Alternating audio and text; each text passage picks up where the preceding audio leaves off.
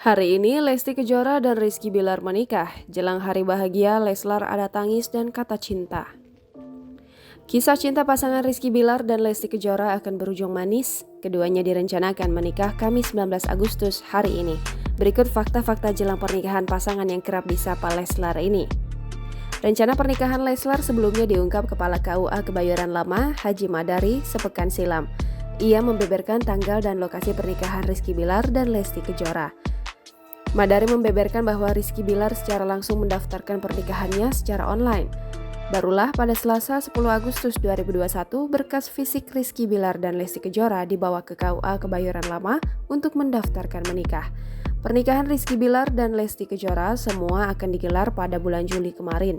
Namun adanya aturan PPKM membuat rangkaian pernikahan jadi harus ditunda.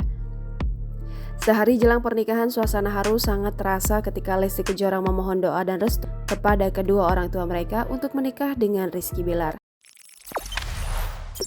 Jangan lupa subscribe, share, komen, dan like ya!